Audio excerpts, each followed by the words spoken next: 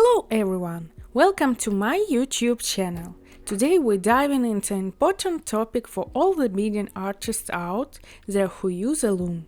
Specifically, what should you do if you decide to work with beads that are larger than usual?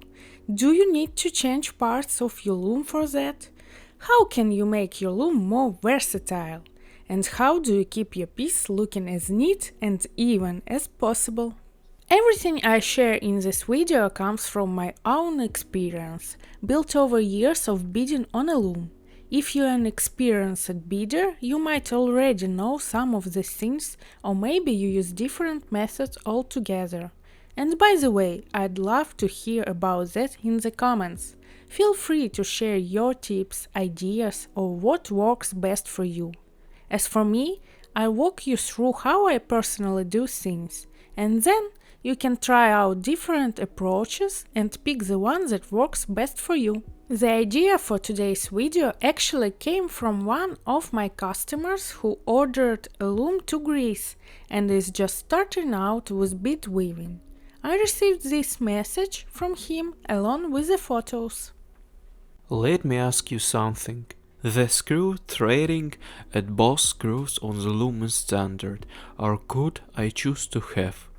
Say, two different kinds of screws for each side as alternatives, one more loose and one more dense pair. Would it matter? I know that with bigger beads I could place my rope every other round, so as for the beads to fit. But as I'm total newbie in bead looming, I thought it would be a good idea to ask. Thank you so much for the question and for the great video idea. You're absolutely right. Spacing the threads wider does help to fit larger beads, but there are also a few little tricks to it. For those who don't know, I have a small Etsy shop where you can find bead looms and beading kits. It's a family business, so I am always personally in touch with every customer and happy to help if any question or issues come up. You'll find the link to my Etsy shop below the video. Let's kick off our discussion with beads. The most popular beads used for loom weaving are Czech Preciosa size 10 beads and Japanese Delica size 11 beads. They are pretty similar, but they do have a lot of differences. I've put together a comparison table for you where you can read more about each type of bead. Pause it to take a closer look. In today's video we have Japanese Delica size 11 beads, Czech Preciosa size 10 beads, and their larger Czech siblings, sizes 8 and 6. Usually crafters place the threads in each of the metal grooves and weave through the holes that form. But what if the holes are too small or too big? On top of that, different types and styles of looms use different metal part sizes, which can also complicate things.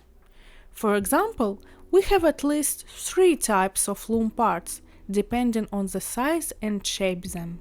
Going back to the photo the customer sent me, I want to give you a tip when choosing a loom.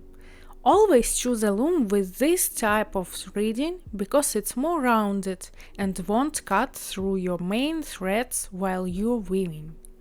Plus, the loom won't have those sharp edges like the ones on the black type of threading. We only use this type of threading on our looms, and it guarantees that your threads will stay strong and intact throughout this weaving process. Before you start weaving, I recommend taking your bead type on a needle and holding it up to the metal part to roughly estimate how to position the foundation threads, whether in each hole or wider apart. Here you can clearly see the size difference between the two most popular types of beads. If the size 11 Miyuki Delica fits almost perfectly for this thread positioning, the size 10 Preciosa doesn't fit at all, and even a single bead won't go through because the threads are placed too close together. Personally, I really like when the threads are spaced wider than the bead size, about like this. In the first row, I secure the thread with a knot and carefully pull the threads to the perfect width for placing the beads between them. To make sure the thread doesn't loosen its tension and create gaps between the beads, I secure the tension with another knot. That way, the next row already has the perfect spacing for my beads.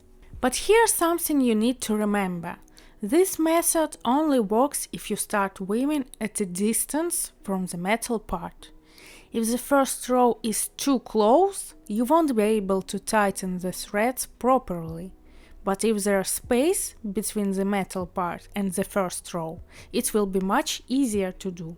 When working with larger sizes, for example 8 check beads, the spacing every other bead works perfectly. Here you just don't need to tighten the first row as much. However, for 6 beads, there isn't enough space.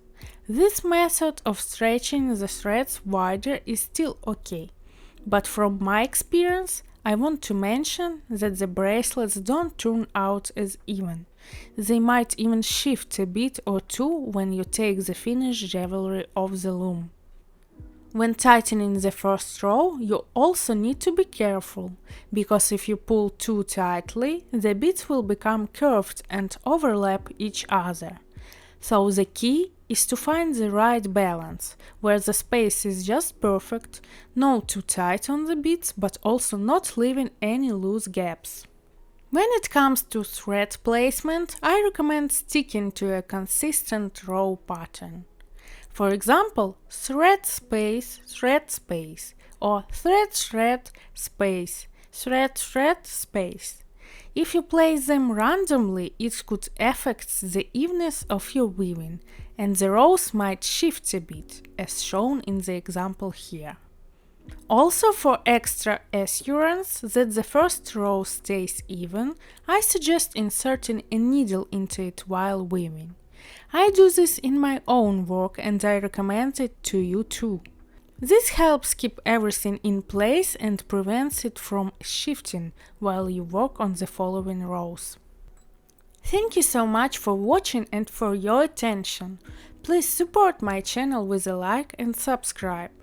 Also, you can find links to my Instagram and Etsy shop with looms and patterns below the video. If you found something useful in this video, leave a comment about it. I will respond to everyone. I hope I've shared some helpful knowledge and now your creation will be even more even and flawless. Happy weaving!